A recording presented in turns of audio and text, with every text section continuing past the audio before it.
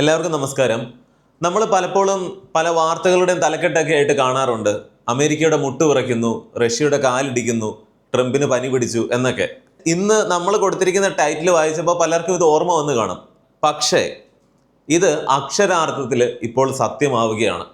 America കിടന്ന് വെള്ളം കുടിക്കുകയാണ്, Trump വീണെടുത്ത് കിടന്ന് ഉരുണ്ടുകൊണ്ടിരിക്കുകയാണ്. അതൊന്ന് വ്യക്തമായിട്ട് മനസ്സിലാക്കി തരാനായിട്ടാണ് ഇന്ന് ഈ വീഡിയോയിൽ ഉദ്ദേശിക്കുന്നത്. അതായത് ഇനി പറയാൻ പോകുന്ന കാര്യം നിങ്ങളൊന്ന് സങ്കല്പിച്ച് നോക്കുക.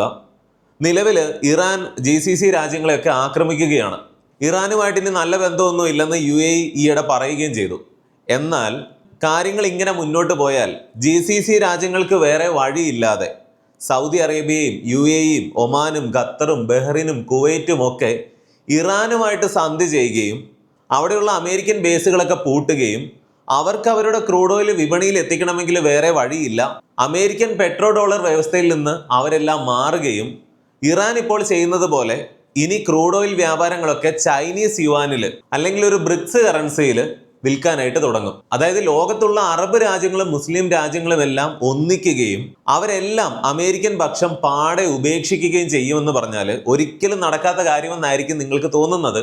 പക്ഷേ ഈ വീഡിയോ മുഴുവൻ കേട്ടതിന് ശേഷം ഇതേ അഭിപ്രായമാണോ എന്ന് ഒന്നുകൂടി ചിന്തിക്കുക.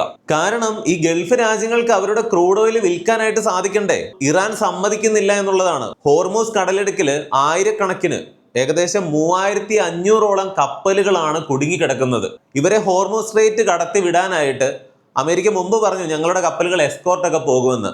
പക്ഷേ ഇറാനിലെ ചബഹാർ പോർട്ട്, അതായത് ഇന്ത്യ പണിത് കൊടുത്ത പോർട്ടിനടുത്ത് 250 കിലോമീറ്റർ അടുത്ത് വരെ അമേരിക്കയുടെ ഒരു ന്യൂക്ലിയർ എയർക്രാഫ്റ്റ് കാരിയർ നിമിറ്റ്സ് ക്ലാസ്സിൽ പെടുന്ന എബ്രഹാം ലിങ്കൺ വന്നിരുന്നു. ഇപ്പോൾ അത് എവിടെയാണ് കിടക്കുന്നതെന്ന് അറിയാമോ? ഇറാൻ മൈനുകൾ വിതറാൻ തുടങ്ങി. ചിലത് ഡ്രോൺ ബോട്ടുകളാണ്, ആളില്ലാത്തത്, വളരെ സ്പീഡിൽ വരുന്ന ബോട്ടുകളാണ്. നമ്മളിത് വിശദമായിട്ട് പറഞ്ഞതാണ്. ഇവർ മൈനുകൾ ഇടുന്നു. ഇതിനെ പേടിച്ചിട്ട് അമേരിക്കയുടെ ഈ പറയുന്ന സാക്ഷാൽ എബ്രഹാം ലിങ്കൺ എയർക്രാഫ്റ്റ് കാരിയർ ഇപ്പോൾ ഏകദേശം 1000 കിലോമീറ്റർ അകലേക്ക് മാറ്റിയിട്ടിരിക്കുകയാണ് അറേബ്യൻ സീയിൽ. ഇതുപോലെ ഒരു നാണക്കേട് അമേരിക്കയ്ക്ക് വരാനുണ്ടോ എന്ന് ചിന്തിച്ചു നോക്കുക. 100 കണക്കിന് അത്യാധുനിക ഫൈറ്റർ ജെറ്റുകളൊക്കെ അതിനകത്തുണ്ട്. അതിന് ചുറ്റും സംരക്ഷണമായിട്ട് പോകുന്ന ഒരുപാട് കപ്പലുകൾ വേറെയുണ്ട്. ഇതൊക്കെ മാറ്റിയിട്ടിരിക്കുകയാണ്. കാരണം എന്താണ്? ഇറാന്റെ ബോട്ടുകൾ ആക്രമിക്കുന്നു, മൈനുകളുണ്ട്, പേടിച്ചിട്ടാണ്. ഇതെങ്ങാനും മുങ്ങിപ്പോയാൽ ഇതിലും വലിയൊരു നാണക്കേടില്ല. ഏറ്റവും അത്യാധുനികമായ ഫോർഡ് ക്ലാസ്സിൽ പെടുന്ന ജെറാൾഡ് ഫോർഡ് എന്ന് പറയുന്ന മറ്റൊരു എയർക്രാഫ്റ്റ് കാരിയറും പോയിട്ടുണ്ടായിരുന്നു. അതാകട്ടെ റെഡ് സീയുടെ ഭാഗങ്ങളിൽ നിന്ന് അധികമല്ലാതെയാണ് കിടക്കുന്നത്. എന്താ ഇതൊന്നും ഹോർമൂസിലേക്ക് പോകാത്തത്? ഒരു സിമ്പിൾ ചോദ്യമാണ്. ഇതിനെല്ലാം ഇടയിൽ നമ്മൾ ശ്രദ്ധിക്കേണ്ട പ്രധാനപ്പെട്ട ഒരു കാര്യമുണ്ട്. ലോകത്ത് പല സംഘർഷങ്ങളും നടക്കുമ്പോഴും നമ്മുടെ രാജ്യം ഇന്നോവേഷന്റെ കാര്യത്തിൽ വളരെ മുന്നോട്ട് പോയി എന്നുള്ളതാണത്. 2015 85-ാം സ്ഥാനത്തായിരുന്ന ഇന്ത്യ 2025 ആയപ്പോഴേക്കും ഗ്ലോബൽ ഇന്നോവേഷൻ ഇൻഡെക്സിൽ 38-ാം സ്ഥാനത്തെത്തി. ചിലർ ചോദിക്കാറുണ്ട് ഇതൊക്കെ കൊണ്ട് നമുക്ക് എങ്ങനെ വ്യക്തിപരമായിട്ട് നേട്ടങ്ങൾ ഉണ്ടാക്കാം, പൈസ ഉണ്ടാക്കാം എന്ന്. അങ്ങനെയുള്ളവർക്ക് വേണ്ടി ഒരു കാര്യം കൂടി പറയാം. അതായത് നമ്മൾ ഇത്തരം ഉയർന്ന കമ്പനികൾ തെരഞ്ഞു പിടിച്ച് നോക്കി ഇൻവെസ്റ്റ് ചെയ്യേണ്ട കാര്യമില്ല. അതൊക്കെ ഫണ്ട് മാനേജർ ചെയ്യുന്ന രീതിയിൽ ടാറ്റയുടെ കീഴിലുള്ള ടാറ്റ AAA ലൈഫ് ഒരു NFO പുറത്തിറക്കിയിട്ടുണ്ട്. അവരുടെ ഇന്നോവേഷൻ ഫണ്ട് എന്ന NFO. അതിലേക്ക് നമ്മൾ നിക്ഷേപിക്കുന്ന പൈസ ഇന്ത്യയിലെ പല മേഖലകളിലും ഇന്നോവേറ്റീവ് ആയിട്ടുള്ള പുതിയ ആശയങ്ങളും ഉൽപ്പന്നങ്ങളും കൊണ്ടുവരികയും ബിസിനസ് വളർത്തുകയും ചെയ്യുന്ന കമ്പനികളിലേക്കായിരിക്കും പോകുന്നത്. പക്ഷേ ഈ വരുന്ന മാർച്ച് 31-ാം തീയതി വരെ മാത്രമേ നമുക്ക് ഈ NFOയിൽ ഇൻവെസ്റ്റ് ചെയ്യാൻ സാധിക്കുകയുള്ളൂ. ഇതിനെക്കുറിച്ച് കൂടുതൽ അറിയാനും നിക്ഷേപിക്കാനുള്ള ലിങ്ക് ഡിസ്ക്രിപ്ഷൻ ബോക്സിലും പിൻഡ് കമന്റിലും കൊടുത്തിട്ടുണ്ട്. അവിടെ മലയാളത്തിൽ തന്നെ കാര്യങ്ങൾ ചോദിച്ച് മനസ്സിലാക്കാനും വേണമെങ്കിൽ അവരുടെ ഒരു ഏജന്റ് നേരിട്ട് വീട്ടിൽ വന്ന് പ്ലാൻ എക്സ്പ്ലെയിൻ ചെയ്ത് തരണമെങ്കിൽ അതിനുള്ള സൗകര്യവുമുണ്ട്. ടാറ്റ AAA ലൈഫിന്റെ തന്നെ മുൻകാല ഫണ്ടുകൾ പരിശോധിച്ചാൽ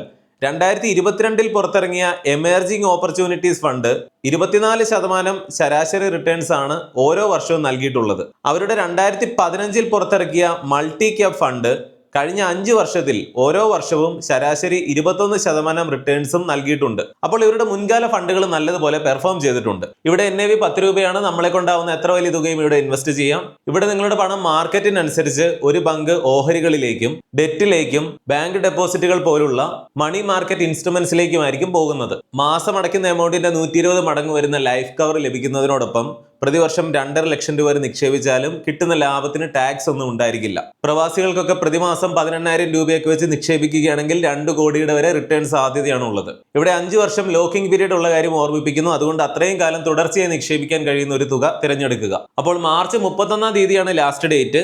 അതായത് ഇനി വെറും 13 ദിവസങ്ങൾ കൂടിയേ ഉള്ളൂ. വീഡിയോയുടെ ഡിസ്ക്രിപ്ഷനിലും പിൻഡ് കമന്റിലും കൊടുത്തിരിക്കുന്ന ലിങ്ക് ചെക്ക് ചെയ്താൽ കൂടുതൽ അറിയാനും നിക്ഷേപിക്കാനും സാധിക്കും. താല്പര്യമുള്ളവർ ചെക്ക് ചെയ്യുക. അതല്ലെങ്കിൽ സ്ക്രീനിൽ കാണുന്ന ഈ QR കോഡ് സ്കാൻ ചെയ്താലും മതി. നമുക്ക് വീഡിയോയിലേക്ക് തിരിച്ചു വരാം. ഈ ഹോർമൂസ് സ്ട്രെയിറ്റ് എന്ന് പറയുന്നത് അപ്പുറം ഒമാൻ UAE ഭാഗങ്ങള്, ഇപ്പറയാണ് ഇറാൻ. എന്തുകൊണ്ടാണ് ഹോർമൂസ് കൺട്രോൾ ചെയ്യാനായിട്ട് ഇറാന് സാധിക്കുന്നത്? ഇറാന്റെ മാത്രമല്ലല്ലോ ഈ പറയുന്ന കടലിടുക്ക്, അപ്പുറം UAE-യും ഒമാനും ഒക്കെ ഉണ്ട്. എന്തുകൊണ്ടാണ് ഇറാന് പറയാൻ പറ്റുന്നത് ഞങ്ങൾ സമ്മതിക്കുന്ന കപ്പലുകളൊക്കെ പൊയ്ക്കോ? ഉദാഹരണത്തിന് ജയശങ്കർ ഒക്കെ നയതന്ത്രപരമായിട്ട് കളിച്ച് ഇന്ത്യയിലേക്കുള്ള ഓയിൽ ടാങ്കറുകളൊക്കെ നമ്മൾ ഇങ്ങോട്ട് കൊണ്ടുവരുന്നുണ്ട്. അവരവിടെ കിടന്ന് തല്ലുകൂടുകയാണ്. പക്ഷെ നമുക്ക് വേണ്ട സാധനങ്ങളൊക്കെ നമ്മൾ അതിനിടയിൽ കൊണ്ടുവരുന്നുണ്ട്. ഈ ട്രംപ് തന്നെ ഇങ്ങനെ അതിശയിക്കുന്നുണ്ടെന്നാണ് പറയുന്നത്. അതായത് നമ്മൾ ഇസ്രായേലുമായിട്ട് പോയിട്ട് ഇറാനിൽ ഈ പ്രശ്നങ്ങളൊക്കെ തുടങ്ങുന്നതിന് മുൻപ്, ഇസ്രായേൽ ഇറാനെ ആക്രമിക്കുന്നതിന് ഒരു ദിവസം മുൻപ് നെതന്യാഹുവും നരേന്ദ്രമോദിയും ഒരുമിച്ചുണ്ടായിരുന്നു. അങ്ങനെ ഇസ്രായേലുമായിട്ട് നമ്മൾ ധാരണയിലെത്തുന്നു. ഇപ്പോൾ ഇറാനുമായിട്ട് നമ്മൾ നയതന്ത്രപരമായിട്ട് നമുക്ക് വേണ്ട കാര്യങ്ങളൊക്കെ നടത്തുന്നു. ഇതാണ് ഇന്ത്യയുടെ ഒരു മിടുക്കെന്ന് പറയുന്നത്, നമ്മുടെ കാര്യം നടത്തുക. അമേരിക്ക യഥാർത്ഥത്തിൽ നാണം കെട്ട് നിൽക്കുന്നത് എങ്ങനെയാണെന്ന് മനസ്സിലാക്കണമെങ്കിൽ നല്ല അടി തിരിച്ചു കിട്ടാൻ തുടങ്ങിയപ്പോൾ ട്രംപ് തന്നെ പറഞ്ഞത് എന്താണ്? യുദ്ധമൊക്കെ ജയിച്ചു, ഇനി അധികം ഞങ്ങൾ കളിക്കുന്നില്ല, ഞങ്ങൾ ഉദ്ദേശിച്ച കാര്യങ്ങളൊക്കെ നടത്തി, അതുകൊണ്ട് യുദ്ധം നിർത്താൻ പോവുകയാണ്, ഞങ്ങൾ ജയിച്ചു എന്ന് പറഞ്ഞ ട്രംപ് പിറ്റേ ദിവസം പറയുകയാണ്, ദേ നിങ്ങളൊക്കെ കണ്ടില്ലേ മറ്റു ലോകരാജ്യങ്ങളോട് നിങ്ങളൊക്കെ ഇടപെടുക ആ സ്ട്രെയിറ്റ് ഓഫ് ഹോർമൂസിൽ, അവിടെ ഈ ആയിരക്കണക്കിന് കപ്പലുകളാണ് കുടുങ്ങി കിടക്കുന്നത്, ഞങ്ങൾക്ക് ഓയിലിൻ്റെ വലിയ ആവശ്യമൊന്നുമില്ല, നിങ്ങൾക്കല്ലേ കൂടുതൽ ആവശ്യം. ഈ ഹോർമൂസ് വഴി കപ്പലുകൾ പോകുന്നത് ഇന്ത്യ ഉണ്ട്, ചൈനയുണ്ട്, സൗത്ത് കൊറിയ ഉണ്ട്, ജപ്പാനുണ്ട്, നിങ്ങളൊക്കെ നോക്കി നിൽക്കുന്നത് എന്താണ്? നിങ്ങളൊക്കെ ഇടപെടൂ എന്ന് പറഞ്ഞ് ഹെൽപ്പ് ചോദിക്കുകയാണ്. അതായത് ജയിച്ചു എന്ന് പറഞ്ഞ ട്രംപ് പിറ്റേ ദിവസം സഹായം ചോദിക്കുകയാണ്. ഇത് സോഷ്യൽ മീഡിയയിലും ഒക്കെ വല്ലാതെ ട്രംപിനെ അങ്ങ് റോസ്റ്റ് ചെയ്യുന്ന രീതിയിൽ, അമേരിക്ക നാണം കെടുന്ന രീതിയിൽ ചർച്ചയായപ്പോൾ പിന്നെ പുള്ളി അങ്ങടന്ന് ഉരുളാൻ തുടങ്ങി.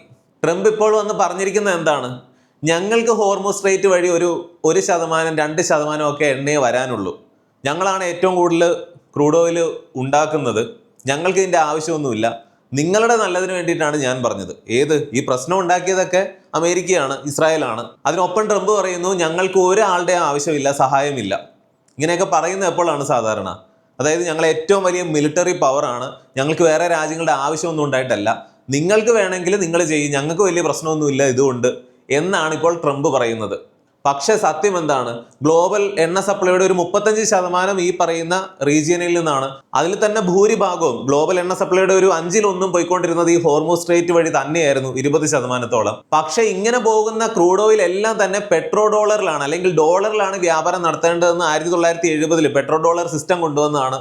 അതിൻ്റെ കൂടെ ബലത്തിലാണ് ഡോളർ ഇങ്ങനെ നിൽക്കുന്നത്, അമേരിക്ക ഇങ്ങനെ നിൽക്കുന്നത്. അതായത് ഈ സ്ട്രെയിറ്റ് ഓഫ് ഹോർമൂസ് അടഞ്ഞു കടന്നു കഴിഞ്ഞാൽ ഈ പറയുന്ന UAE-ക്കും സൗദി അറേബ്യയ്ക്കും ഒമാനും ബഹ്റിനും ഖത്തറിനും കുവൈറ്റിനും ഒക്കെ ക്രൂഡ് ഓയിൽ വിൽക്കണ്ടേ? അവരുടെ മുൻപിൽ വേറെ എന്താണ് ഇതിന് വഴിയുള്ളത്? ഒന്ന് ആലോചിച്ച് നോക്കുക. അവർക്ക് ക്രൂഡ് ഓയിൽ വിൽക്കാൻ സാധിക്കുന്നില്ല. ഇറാൻ പോലെയുള്ള ഒരു രാജ്യത്തെ, അമേരിക്ക വലിയ ലോകത്തിലെ നമ്പർ 1 മിലിറ്ററി പവർ ആണ്, ഇറാൻ പോലെയുള്ള ഒരു രാജ്യത്തിന്റെ ഇതുപോലെയുള്ള ഡ്രോൺ ബോട്ടുകളും ഒക്കെ പ്രതിരോധിക്കാൻ കഴിയാതെ, അല്ലെങ്കിൽ അവിടെ കുടുങ്ങിക്കിടക്കുന്ന കപ്പലുകളെ ഹോർമൂസ് സ്ട്രെയിറ്റിൽ നിന്ന് പുറത്തേക്ക് എത്തിക്കാൻ പോലും കഴിയാത്ത അമേരിക്ക, അതായത് ഹോർമൂസ് ഓപ്പൺ ചെയ്യുന്നത് പോകട്ടെ, കുടുങ്ങിക്കിടക്കുന്നതിന് എസ്കോർട്ട് പോയിട്ട് അതിനെ പുറത്തെത്തിക്കാൻ പോലും കഴിയാതെ അമേരിക്ക ഇങ്ങനെ നിൽക്കുമ്പോൾ ഈ ഗൾഫ് രാജ്യങ്ങളുടെ മുൻപിലുള്ള വഴി എന്താണ്? ഇറാനുമായിട്ട് സന്ധി ചെയ്യുക. അതായത് ഈ അറബ് രാജ്യങ്ങൾ, മുസ്ലിം രാജ്യങ്ങൾ ഒന്നിക്കുന്ന ലക്ഷണമാണ് നമ്മൾ കാണുന്നത്. ഇറാനുമായിട്ട് സന്ധി ചെയ്താൽ ഇറാൻ പറയും നിങ്ങൾ അമേരിക്കയുമായിട്ടുള്ള എല്ലാ പരിപാടികളും നിർത്തുക, അവിടെയുള്ള US ബേസുകൾ അടയ്ക്കുക, ഇനി ക്രൂഡ് ഓയിൽ എല്ലാം ചൈനീസ് യുവാനിൽ വ്യാപാരം ചെയ്യുക. നിലവിൽ തന്നെ അത് ഇറാൻ പറഞ്ഞു കഴിഞ്ഞു. ഇന്ത്യയോടും അല്ലെങ്കിൽ ചൈനയോടും നിങ്ങൾ ഏത് ഷിപ്പും ഇതുവഴി കൊണ്ടുപോയിക്കോളൂ, ഞങ്ങൾ പ്രശ്നം ഉണ്ടാക്കുന്നില്ല, പക്ഷേ ആ ക്രൂഡ് ഓയിൽ യുവാനിലായിരിക്കണം വ്യാപാരം ചെയ്യേണ്ടത്, അതായത് ഡോളറിലല്ല. ഈ ഒരു ഒറ്റ പരാമർശം കേട്ടപ്പോഴാണ് ട്രംപ് സകല ഈഗോയും മറന്നിട്ട് ഹെൽപ്പ് ചോദിച്ചത്. അത് നാണക്കേടായപ്പോഴാണ് ഇപ്പോൾ അടുത്ത ഡയലോഗുകളുമായിട്ട് ഇറങ്ങിയിരിക്കുന്നത്. അമേരിക്ക പെട്ടു എന്നുള്ളതാണ്. കാരണം ഇതിങ്ങനെ തുടർന്നു കഴിഞ്ഞാൽ ലോകത്ത് ഹോർമൂസ് അടഞ്ഞു കിടന്നു എന്ന് കരുതിയിട്ട് ബാക്കി രാജ്യങ്ങൾക്കെല്ലാം ക്രൂഡ് ഓയിൽ ആവശ്യമാണ്. അവർ ബദൽ സംവിധാനങ്ങൾ അന്വേഷിക്കും. അവർ റഷ്യയിൽ നിന്നും നോർവേയിൽ നിന്നും അങ്ങനെ കിട്ടാവുന്ന ഈ പറയുന്ന GCC-യിലാണല്ലോ ഈ പ്രശ്നം. സ്ട്രെയിറ്റ് ഓഫ് ഹോർമൂസ് വഴി അല്ലാതെ എണ്ണ സപ്ലൈ ചെയ്യാൻ കഴിയുന്ന മറ്റ് രാജ്യങ്ങളിൽ നിന്നെല്ലാം അവർ ക്രൂഡ് ഓയിൽ പകരം വാങ്ങാൻ തുടങ്ങും.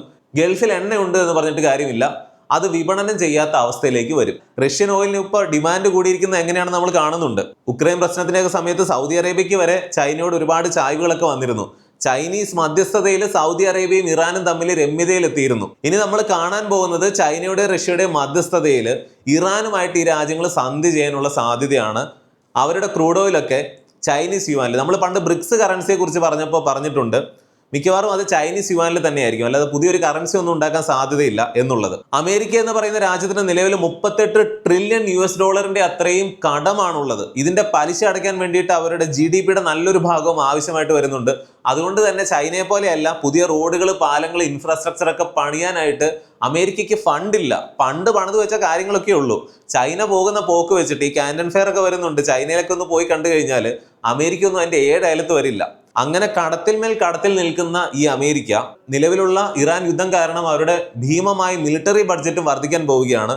സ്വന്തം ഭാരം താങ്ങാൻ കഴിയാതെ അമേരിക്ക എന്ന് പറയുന്ന ഭീമൻ അവരുടെ കടത്തിലും സൈനിക ചെലവിലും അടിപതറി വീഴാൻ പോകുന്ന ലക്ഷണമാണ് നമ്മൾ കാണുന്നത്. അതായത് ചിലരൊക്കെ പറയുമല്ലോ, വൈകാതെ തന്നെ അമേരിക്കയും ഇസ്രായേലും ഒക്കെ തകരുമെന്ന്. അത് കേൾക്കുമ്പോൾ നമുക്കൊക്കെ ചിരിയാണ് വന്നിരുന്നത്. പക്ഷേ അതിനുള്ള സാധ്യതകളാണ് ഇപ്പോൾ നമ്മൾ കണ്ടുകൊണ്ടിരിക്കുന്നത്. സ്ട്രെയിറ്റ് ഓഫ് ഹോർമൂസ് മുഴുവൻ ഇറാൻ മൈനുകൾ ഇട്ടിരിക്കുകയാണ്. ഇവിടെ എല്ലാവരും ഷാഹദ് ഡ്രോണുകളുടെ കാര്യം മാത്രം പറഞ്ഞുകൊണ്ടിരിക്കുമ്പോൾ അത് നമ്മൾ ആദ്യമേ പറഞ്ഞതാണ്. ഇപ്പൊ അതല്ല ചർച്ച ചെയ്യേണ്ടത്, ഇറാന്റെ ബോട്ടുകളെ കുറിച്ചിട്ടാണ്. എങ്ങനെയാണ് ഈ എയർക്രാഫ്റ്റ് കാരിയേഴ്സിനെ പോലും നിഷ്പ്രഭമാക്കിക്കൊണ്ട് അവിടെയൊക്കെ ഫൈറ്റർ ജെറ്റുകളിലൊക്കെ വന്നിട്ടാണ് ആക്രമണം നടത്തുന്നത്. അമേരിക്കയുടെ ഷിപ്പുകൾക്കൊന്നും അങ്ങോട്ട് പോകാൻ ധൈര്യമില്ല. കാരണം കടലിലും യുദ്ധരീതി മാറുകയാണ്. അമേരിക്ക വലിയ മിലിറ്ററി പവർ ആണെന്നൊന്നും പറഞ്ഞിട്ട് കാര്യമില്ല. യുദ്ധത്തിന്റെ രീതി മാറി എന്നുള്ളത് റഷ്യ ഉക്രൈനിൽ കാണിച്ചു തന്നതാണ്. റഷ്യ കടന്ന് വെള്ളം കുടിക്കുന്നത് നമ്മൾ കണ്ടതാണ്. അന്ന് എല്ലാവരും റഷ്യയെ കളിയാക്കി, അമേരിക്ക ഉൾപ്പെടെ. റഷ്യയുടെ കയ്യിലുള്ള പഴഞ്ഞ സാധനങ്ങളാണ്. ഉക്രൈന്റെ മുമ്പിൽ കടന്ന് വെള്ളം കുടിക്കുന്നത് കണ്ടില്ലേ? മില്യൺ കണക്കിന് ഡോളർ വിലയുള്ള ടാങ്കുകളൊക്കെ, $800 വിലയുള്ള ഡ്രോണുകൾ വന്ന് തകർക്കുകയാണ്. ഇപ്പോൾ അമേരിക്ക തിരിച്ച് ചൈനയോട് പറയുന്നുണ്ട്, ഇപ്പൊ എങ്ങനെ ഇരിക്കുന്നു? ഇതാണ് ഞങ്ങൾ അവിടെ അനുഭവിച്ചുകൊണ്ടിരുന്നത്. അതായത് യുദ്ധരീതികളൊക്കെ മാറി. കടലിലാണെങ്കിലും ഈ പഴയതുപോലെ $1 ബില്യൺ വിലയുള്ള ന്യൂക്ലിയർ എയർക്രാഫ്റ്റ് കാരിയേഴ്സ് ഒന്നും കൊണ്ടുവന്നിട്ടിട്ട് വലിയ കാര്യമൊന്നുമില്ല. $1 ബില്യൺ വിലയുള്ള സ്റ്റെൽത്ത് വിമാനങ്ങൾ കൊണ്ടും വലിയ കാര്യമൊന്നുമില്ല. ഇനിയുള്ളത് ഡ്രോണുകളുടെ കാലമാണ്. പിന്നെയും ആകെ പ്രാധാന്യമുള്ളത് ഈ ന്യൂക്ലിയർ സബ്മറീൻസിനൊക്കെയാണ്. അതും ആളില്ലാത്തതിനായിരിക്കും ഭാവി ഉണ്ടാവുക. അമേരിക്കയുടെ ഇപ്പോഴത്തെ അവസ്ഥ എന്ന് പറഞ്ഞാൽ അതിങ്ങനെ പരസ്യമായിട്ട് പറയാൻ പറ്റുന്ന ഒന്നല്ല. അതായത് ഒരു ആഫ്രിക്കൻ പ്രോവർബാണ്, അമേരിക്ക വലിയൊരു ഭീമനാണ്, പക്ഷെ ഇറാൻ ഇപ്പോൾ ചെയ്തിരിക്കുന്നത് അമേരിക്കയുടെ ബോൾസിൽ ഒരു മോസ്കിറ്റോയെ പോലെ വന്നിരിക്കുകയാണ്. അമേരിക്ക സർവ്വശക്തിയും എടുത്ത് ആഞ്ഞടിക്കാൻ പോയി കഴിഞ്ഞാൽ അതാണ് ഇപ്പോൾ നമ്മൾ കാണുന്നത്. ഇനി അവർക്ക് ചെയ്യാനുള്ളത് എന്താണ്? ശക്തി ഉപയോഗിച്ചിട്ടല്ലാതെ നയതന്ത്രപരമായിട്ട് തടി ഊരുക എന്നുള്ളതാണ്. ഇറാൻ പറഞ്ഞിട്ടുണ്ട്, എല്ലാം നിർത്തുക, നഷ്ടപരിഹാരം നൽകുക, അങ്ങനെയാണെങ്കിൽ ഓക്കെ. ഖമേനി അങ്ങ് വധിച്ചപ്പോൾ എല്ലാം വിജയിച്ചു എന്നാണ് ഇസ്രായേലും അമേരിക്കയൊക്കെ കരുതിയത്. പകരം മുജ്തബ കയറുന്നു. മുജ്തബ കൊല്ലപ്പെട്ടു എന്നും പരിക്കേറ്റു എന്നൊക്കെ പറയുന്നുണ്ട്. നെതന്യാഹു കൊല്ലപ്പെട്ടിരിക്കാമെന്നുള്ള അഭ്യൂഹങ്ങളുണ്ട്. ഇറാന്റെ സെക്യൂരിറ്റി ചീഫായിട്ടുള്ള അലി ലാറിജാനി കൊല്ലപ്പെടുന്നു. പക്ഷെ ഇതിനൊക്കെ പകരം ആളുകൾ കയറുകയാണ്. യുദ്ധത്തിനൊരു വ്യത്യാസം അവിടെ ഉണ്ടാക്കാനായിട്ട് അമേരിക്കയ്ക്കോ ഇസ്രായേലിനോ സാധിക്കുന്നില്ല. ഇറാന് തിരിച്ചടികൾ കിട്ടുന്നില്ലെന്നോ ഇറാൻ തകർന്നില്ലെന്നോ അല്ല പറയുന്നത്. നമ്മൾ മുൻപ് പറഞ്ഞിട്ടുള്ളതാണ്, ഇറാൻ ആകെ തകർന്ന് തരിപ്പണമായിട്ടുണ്ട്. പക്ഷെ നിങ്ങളൊന്ന് ചിന്തിച്ചു നോക്കുക, ലോകത്തിലെ ഏറ്റവും നമ്പർ 1 മിലിറ്ററി പവറിനെയാണ് ഇറാൻ ഈ രീതിയിൽ വെള്ളം കുടിപ്പിച്ചുകൊണ്ടിരിക്കുന്നത്. അതങ്ങ് അവഗണിച്ച് കളയാവുന്ന കാര്യമൊന്നുമല്ല, ആരും കണക്ക് കൂട്ടിയതുമല്ല. പിന്നെ ഇന്ത്യയുടെ ക്ഷണം സ്വീകരിച്ചിട്ട് തിരിച്ചുപോയ ഒരു ഇറാന്റെ കപ്പലൊക്കെ അമേരിക്ക തകർത്തപ്പോൾ ഇന്ത്യക്കെതിരെ പലതും ഇവിടെ ഇരുന്നുകൊണ്ട് പറഞ്ഞവരൊക്കെ ഒരു കാര്യം ചിന്തിച്ചു നോക്കുക, ഇറാൻ ഇല്ലാത്ത പ്രശ്നമാണോ നിങ്ങൾക്ക്? അതായത് ഇറാൻ ഇന്ത്യയുടെ കപ്പലുകൾ, ഇന്ത്യയിലേക്കുള്ള ഓയിൽ ടാങ്കറുകളൊക്കെ കടത്തി വിടുന്നുണ്ട്. അതായത് ഇറാൻ ഇല്ലാത്ത പ്രശ്നമാണ് ഇവിടെ വേറെ ചിലർക്കെന്നുള്ളതാണ്. ഇറാന്റെ ഇത്തരം ഷിപ്പുകളൊക്കെ തകർത്തപ്പോൾ അമേരിക്ക വിചാരിച്ചത് ഞങ്ങൾ ജയിച്ചു എന്നാണ്. എന്നാൽ ഇത്തരം ഷിപ്പുകൾ കൊണ്ടല്ല ഇറാൻ കളിക്കുന്നത്. രീതികൾ ആകെ മാറ്റിയിരിക്കുകയാണ്. ക്ലസ്റ്റർ മിസൈലുകൾ, അതുപോലെ ഡാൻസിങ് മിസൈലുകൾ ഇന്റർസെപ്റ്റ് ചെയ്യാൻ വരുമ്പോൾ അതിങ്ങനെ ദിശ മാറ്റിക്കൊണ്ടിരിക്കും. ഇറാൻ ചെയ്യുന്നതിന് മാത്രം കുറ്റം കണ്ടുപിടിച്ച് ഇതൊന്നും ധാർമ്മികമല്ല എന്ന് പറയുമ്പോൾ ഒരു കാര്യം കൂടെ ഉള്ളത്, ഇറാനിൽ ഈ ആക്രമണമൊക്കെ നടത്തുന്നതിന് മുൻപ് ഏകദേശം 40,000-ഓളം ആളുകളെ അവിടുത്തെ ഭരണകൂടം വധിച്ചു കളഞ്ഞു അവിടെ പ്രക്ഷോഭം ഉണ്ടാക്കിയതിന് എന്നുള്ള ന്യൂസുകളും കാര്യങ്ങളും ഒക്കെ ഉണ്ട്. ശരിയാണ്, ഇറാൻ ഒരു നല്ല രാജ്യമാണെന്നൊന്നും പറയുന്നില്ല. പക്ഷെ ഇത് കണ്ടിട്ടാണോ അമേരിക്ക ഇസ്രായേലും കൂടെ അങ്ങ് ഇടപെട്ടത്? അയ്യോ, ഇറാൻകാരെയൊക്കെ അങ്ങ് രക്ഷപ്പെടുത്തണമെന്ന് വിചാരിച്ചിട്ടാണോ അമേരിക്ക ഇസ്രായേലും ഈ കാര്യങ്ങളൊക്കെ ചെയ്തത്? ഒരിക്കലുമല്ല.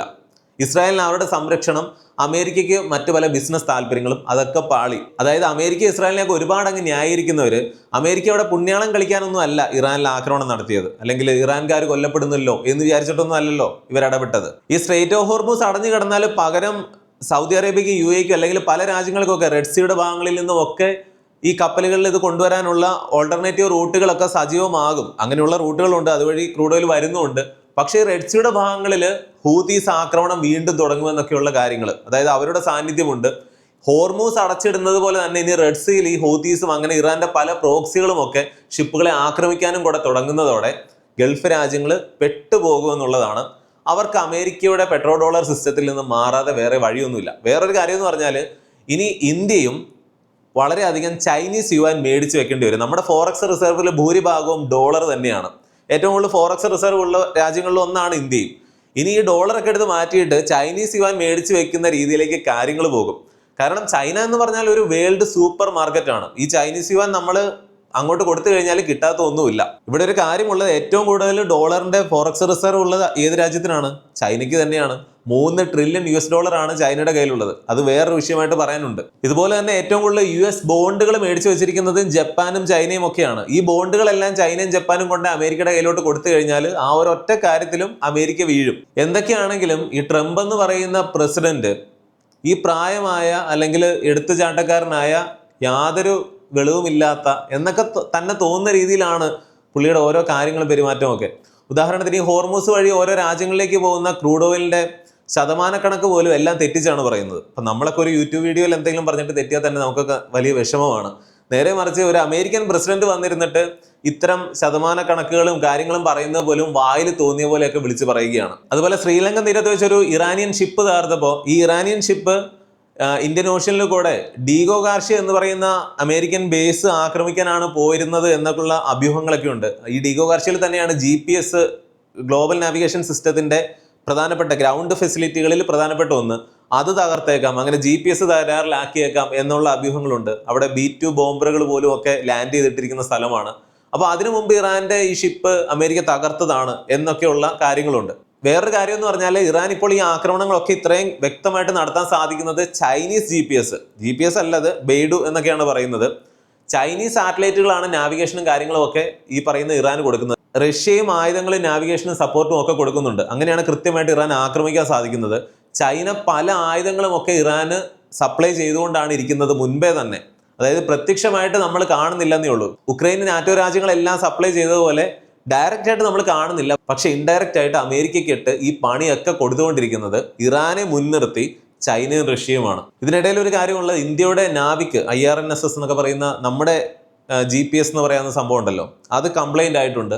അത് നമുക്ക് വേറൊരു വിഷയമായിട്ട് പറയാനുള്ളതുണ്ട്. അതുപോലെ ട്രംപ് പറഞ്ഞ വേറൊരു കാര്യം എന്ന് പറഞ്ഞാൽ ഞങ്ങൾക്ക് ഇഷ്ടം പോലെ ക്രൂഡ് ഓയിൽ ഉണ്ട്, നിങ്ങൾക്ക് വേണേൽ നിങ്ങളുടെ കാര്യം നോക്കുക എന്ന് പറഞ്ഞാൽ ഒരു ഇരട്ടത്താപ്പ് എന്ന് പറഞ്ഞാൽ ലോകത്തെ ഏറ്റവും കൂടുതൽ ക്രൂഡ് ഓയിൽ ഉൽപ്പാദിപ്പിക്കുന്ന രാജ്യം അമേരിക്കയാണ്. ആഗോള എണ്ണ സപ്ലൈയുടെ 20% അവരാണ് ഉണ്ടാക്കുന്നത്, പ്രൊഡക്ഷൻ ചെയ്യുന്നത്. പക്ഷെ ഏറ്റവും കൂടുതൽ ക്രൂഡ് ഓയിൽ കൺസ്യൂം ചെയ്യുന്നത് അമേരിക്കയാണ്. ഉണ്ടാക്കുന്നത് മുഴുവൻ അവർക്ക് തന്നെ തികയുന്നില്ല, പുറത്തുനിന്ന് വാങ്ങുന്നുണ്ട്, ചില സാഹചര്യങ്ങൾ പുറത്തേക്ക് കൊടുക്കുന്നുണ്ട്. ഇതൊക്കെ എന്തുകൊണ്ടെന്ന് എക്സ്പ്ലെയിൻ ചെയ്തു പോയാൽ സമയം പോകും. രണ്ടാമതുള്ള റഷ്യ അല്ലെങ്കിൽ സൗദി അറേബ്യ ഒക്കെ ഗ്ലോബൽ എണ്ണ സപ്ലൈയുടെ ഒരു 10%, 12% ഒക്കെയാണ് സപ്ലൈ ചെയ്യുന്നത്. രണ്ട് രാജ്യങ്ങളും. ഇറാൻ, ഇറാഖ് ഒക്കെ ഒരു 5% വെച്ചിട്ട്. അതായത് സൗദി ഉണ്ടാക്കുന്നതിന്റെ റഷ്യ ഉണ്ടാക്കുന്നതിന്റെ ഒക്കെ ഇരട്ടിയാണ് അമേരിക്ക ഉണ്ടാക്കുന്നത്. പക്ഷേ സൗദിയും റഷ്യയും ഇറാനും ഇറാഖും ഒക്കെ ഈ പറയുന്ന പോലെ അവരുടെ ആവശ്യം കഴിഞ്ഞ് പുറത്തേക്ക് വിൽക്കാൻ സാധിക്കുന്നുണ്ടെങ്കിൽ അമേരിക്കയ്ക്ക് അത്രയ്ക്കൊന്നും സാധിക്കുന്നില്ല. അവർക്ക് പുറത്തുനിന്ന് എടുക്കേണ്ടിയും കൂടെ വരികയാണ്. അതുകൊണ്ട് തന്നെ ഞങ്ങൾക്ക് ഇഷ്ടം പോലെ ഓയിലുണ്ട്, നിങ്ങൾക്കാണ് പ്രശ്നമെന്ന് അമേരിക്കയ്ക്ക് പറയാനായിട്ട് സാധിക്കില്ല. ഓയിലിന്റെ പ്രശ്നമല്ല, പെട്രോ ഡോളർ സിസ്റ്റത്തിന്റെ കാര്യമാണ് ട്രംപ് ഇങ്ങനെ മറച്ചു വെക്കാനായിട്ട് ശ്രമിക്കുന്നത്. ഏറ്റവും കൂടുതൽ ക്രൂഡ് ഓയിൽ റിസർവ് ഉള്ള 10ാമത്തെ രാജ്യമാണ് അമേരിക്ക. അവർ മുഴുവൻ ഇങ്ങനെ ഉൽപ്പാദിപ്പിക്കുന്നുണ്ട്. പക്ഷേ ഈ കാര്യങ്ങൾ കാരണം ക്രൂഡ് ഓയിലിന്റെ വില കൂടുമ്പോൾ അമേരിക്കയിലാണ് ഇൻഫ്ലേഷൻ ഉണ്ടാകുന്നത്. അവരുടെ WTI അല്ലെങ്കിൽ ഈ ഷെയിൽ ഗ്യാസ് എന്നൊക്കെ പറയുന്ന ഏറ്റവും നല്ല ക്രൂഡ് ഓയിലാണത്. ക്രൂഡ് ഓയിലിന് അന്താരാഷ്ട്ര വിപണിയിൽ വില കൂടുമ്പോൾ അമേരിക്കയിൽ ഇൻഫ്ലേഷനും ജീവിത ചെലവും ഒക്കെ കൂടുകയാണ്, ജനജീവിതം ദുസ്സഹമാവുകയാണ്. അവിടെ ഉൽപ്പാദിപ്പിക്കുന്ന അവർക്ക് തന്നെ വില കുറച്ച് വിറ്റൂടെ എന്നൊക്കെ ചോദിച്ചാൽ അതിനൊക്കെ ചില പ്രശ്നങ്ങളുണ്ട്. അപ്പൊ ഇതെല്ലാം സമർത്ഥമായിട്ട് മറച്ചു വെക്കുകയാണ് ഈ ട്രംപ് ചെയ്യുന്നത്. അതുപോലെ ഇപ്പോൾ വെനസ്വേലയെ കൺട്രോൾ ചെയ്യാൻ ഏറ്റവും കൂടുതൽ ക്രൂഡ് ഓയിൽ റിസർവ് ഉള്ള രാജ്യമാണ് വെനസ്വേല. അത് അമേരിക്കയുടെ കൺട്രോളിലല്ലേ. അതുപോലെ ഏറ്റവും കൂടുതൽ ക്രൂഡ് ഓയിൽ ഉള്ള 3ാമത്തെ രാജ്യമാണ് കാനഡ. അത് അമേരിക്കയുടെ തൊട്ടടുത്തല്ലേ എന്നൊക്കെ ചോദിച്ചാൽ ഈ കാനഡയുടെയും വെനസ്വേലയുടെയും ഒക്കെ ക്രൂഡ് ഓയിൽ എന്ന് പറഞ്ഞാൽ വളരെ തിക്കാണെന്ന് പറയാം. അതായത് ഇത് സംസ്കരിച്ച് പെട്രോളും ഡീസലും ഒക്കെ ആയിട്ട് മാറ്റാനായിട്ട് വലിയ ചിലവാണ്. അത് വലിയ ലാഭകരമല്ല.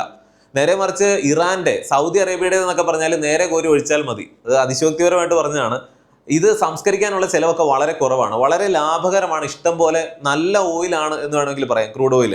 അതുകൊണ്ട് തന്നെ ഗൾഫ് രാജ്യങ്ങളുടെയും അല്ലെങ്കിൽ ഇറാന്റെയും ഇറാഖിന്റെയും ഒക്കെ ക്രൂഡ് ഓയിൽ എന്ന് പറഞ്ഞാൽ അതിന് പകരം വെക്കാൻ വേറൊന്നുമില്ല.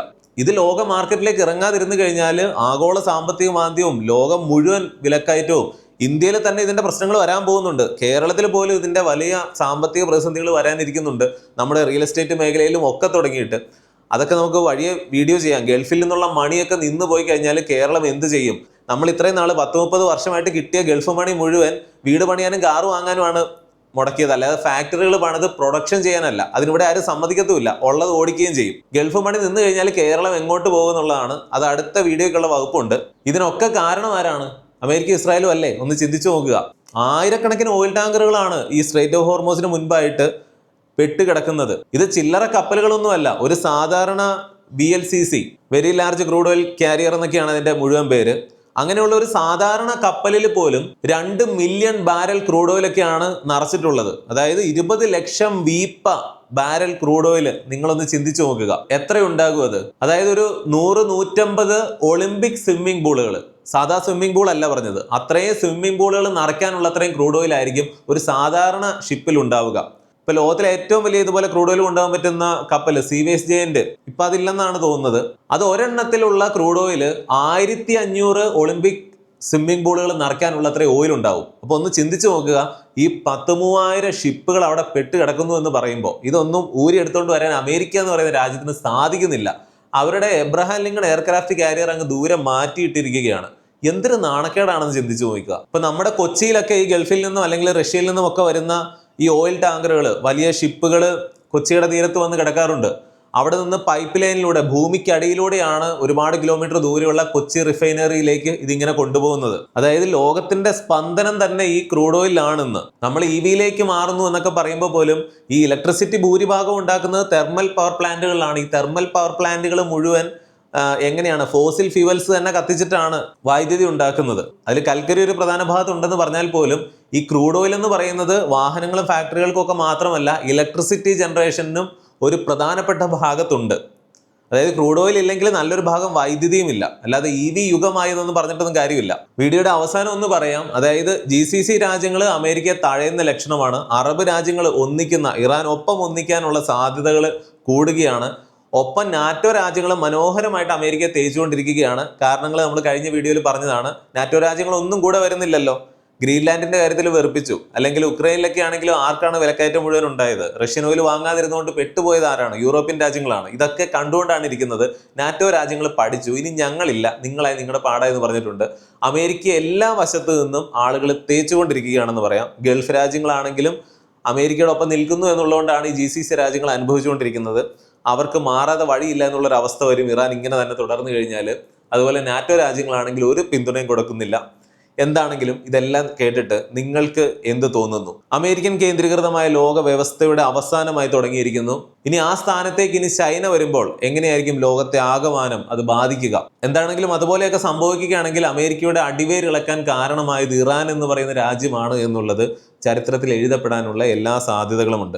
ലോകം പല മാറ്റങ്ങളിലൂടെയും കടന്നു പോകുമ്പോൾ നമ്മുടെ ഇന്ത്യ പല മേഖലകളിലും മുന്നേറിക്കൊണ്ടിരിക്കുകയാണ്. അങ്ങനെ രാജ്യത്ത് ഇന്നോവേറ്റീവ് ആയിട്ടുള്ള മാറ്റങ്ങൾ വരുത്തി മുന്നേറുന്ന കമ്പനികളിൽ ഇൻവെസ്റ്റ് ചെയ്തുകൊണ്ട് നിങ്ങളുടെ പണം വളർത്താനുള്ള അവസരത്തെക്കുറിച്ച് ഞാൻ വീഡിയോയുടെ ഇടയ്ക്ക് പറഞ്ഞിരുന്നു. മാർച്ച് 31 വരെയാണ് ഈ NFOയിൽ നിങ്ങൾക്ക് ഇൻവെസ്റ്റ് ചെയ്യാൻ അവസരം ഉണ്ടായിരിക്കുക. ഇനി 13 ദിവസം കൂടി. ലിങ്ക് ഡിസ്ക്രിപ്ഷൻ ബോക്സിലും പിൻഡ് കമന്റിലും കൊടുത്തിട്ടുണ്ട്. അവിടെ പോയി കാര്യങ്ങൾ വായിച്ച് മനസ്സിലാക്കി ഇൻവെസ്റ്റ് ചെയ്യാവുന്നതാണ്. അതല്ലെങ്കിൽ സ്ക്രീനിൽ കാണുന്ന ഈ QR കോഡ് സ്കാൻ ചെയ്താലും മതി. ഇനി നിങ്ങൾക്ക് പറയാനുള്ളതെല്ലാം കമന്റിൽ അറിയിക്കണം. മറ്റൊരു വീഡിയോയിൽ വീണ്ടും വരാം. നന്ദി, നമസ്കാരം.